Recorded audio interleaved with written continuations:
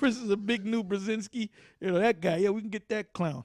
You know, let's wrap him up and make him, have somebody write a book and say that he wrote the book. You know, I don't know if he actually wrote the book, you know.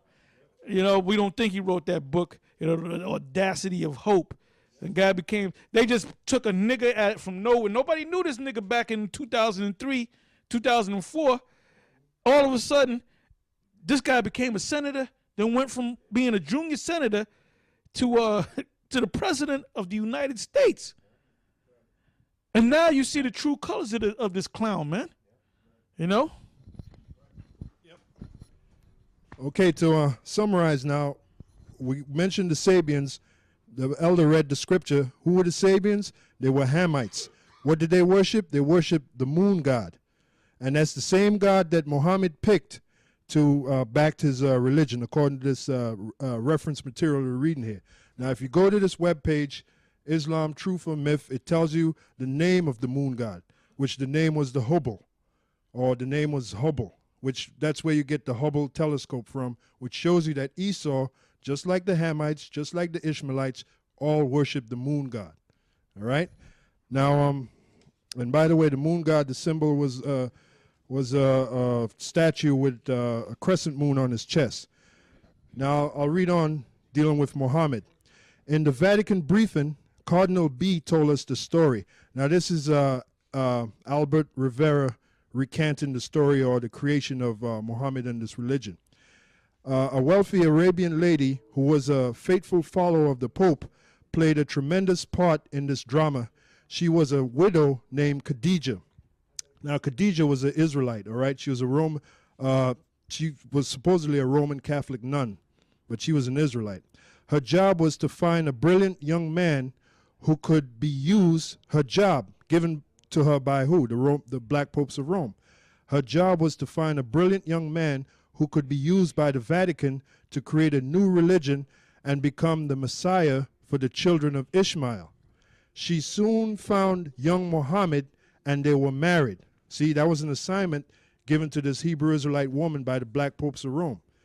She had given her wealth to the Mother Church and retired to a convent. While there, she was given a strange assignment, this is Khadijah, and sent back into the world. Khadijah had a cousin named Waraka, who, like herself, was a very faithful Roman Catholic. He had tremendous influence on Muhammad. Oh, let me say something about these nuns in the convent, right? They're the biggest freaks out there, all right? They're the biggest freaks out there. They can teach prostitutes and X-rated movie stars. They can teach them porn films. They can teach them a whole lot of new stuff. And what they do in the church, they become virgins for Christ, so to speak. But if the head priest or the Pope has them for a special mission, they'll say, well, go, I want you to get with this guy, have sex with him, snort cocaine. They'll do it. You know, they'll do it, man. You know, you watch a woman that's about to be a nun. That's a freaky bitch right there, all right? They're heavy in the lesbianism, okay? Now you bring me to fucking court, and we got the documents on it, man. We got the solicitous, man, I can't even say it. Solicitasonum. I don't know if I'm saying it correctly, but basically, those homosexual acts that the priest was popping in little altar boys, they all knew about it, but they had their meeting saying keep it hush hush. So you got these popes acting like they didn't know what the hell was going on. That's all bullshit, man. That's why it's so cremen solicitationis. All right. Look that word up. You don't have to look it up, but look it up yourself. We might do a show on it. But they knew about it, all right? That's why there's so many people leaving the Roman Catholic Church, all right?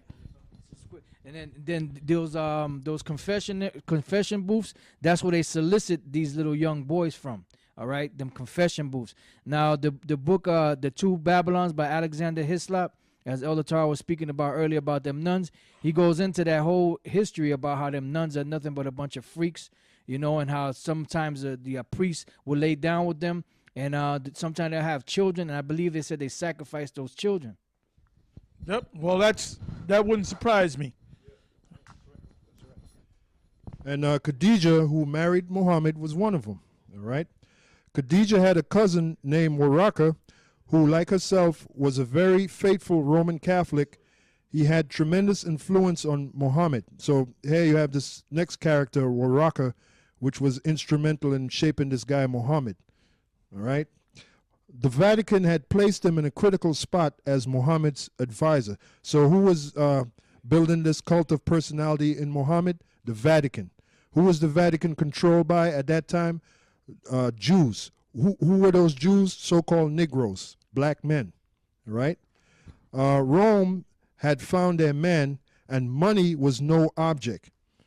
Teachers, wait a minute. If Muhammad is the great prophet of Allah, how come Allah couldn't give him the money? It had to be Allah was broke. It had to be the Roman Catholic Church. Allah couldn't rub two pennies together. The hell Allah was going to do? Yeah, that's right. That's right, brother. See, that's right. That's why, like we tell you got to do your research. All right. Rome had found their man, and money was no object. Teachers were sent to young Muhammad, and he underwent intensive training. What does that mean? Building that cult of personality. Intensive like Obama. Obama received intensive training from who? Zbigniew Brzezinski. The way Obama talks, he looks like an animated puppet. He'll turn to the left, turn to the right, look forward, turn to the left, turn to the right. Who taught him that? They had him watch a lot of speeches of Martin Lucifer Kuhn and other so-called great speeches, and he would mimic them speeches, you know. And you can, when you watch him speak, you can see he's acting, you know. Yeah, that's right. Yeah, he looks like an animated puppet. All right. Reading on, it says Rome had found their man, and money was no object. Teachers were sent to young. Notice it says money was no object because they had to build this guy up, just like Obama. Money was no object. All right, they had the money. These international bankers, they create money out of thin air. So money is no object for them. All right. Teachers were sent to young Muhammad, and he underwent intensive training. Muhammad devoured the works of St. Augustine. Just like we told you at the top that St. Augustine wrote 2 books, Confessions and the City of God. Those 2 books were used to create this guy Muhammad. All right. Muhammad devoured the works of St. Augustine, which, what does the word Augustine mean? Augur, from the Latin augur, which means witchcraft. Under Waraka's teaching, and became a devotee of his works. This was preparing him for his great calling. All right. Reading on, it says the satanic. Well, let me start over here. Under orders from the Vatican, Roman Catholic Arabs across North Africa began spreading the story of a great one, and that was all part of that intensive training too, that finance to build this guy Muhammad up. Reading on, it says, who was about to rise up among the people and be the chosen one of their God. While Muhammad was being groomed, this is Albert Rivera saying this, while Muhammad was being groomed, he was told that his enemies were the Jews. He was also told that the Roman Catholics were the only true Christians, and that the others calling themselves Christians were actually wicked impostors and children of the devil who should be destroyed. I mean, that's pretty much it for Okay, you know. you got the part with the 360 guys that they. I'll hand you the mic back.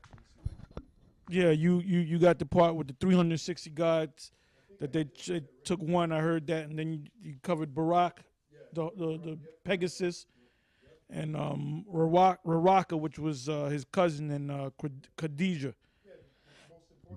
Mm-hmm. Okay, so you have anything else on the tabs up there? Because we're getting ready to close up. Now I got some web pages. The first one is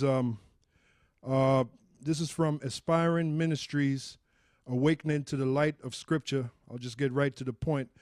The Roman Catholic Church preaches a different gospel, no gospel at all. In his recent book, Finding Our Way Again, Emergence guru Brian McLaren makes the following ridiculous statements, and nary an eyebrow is raised.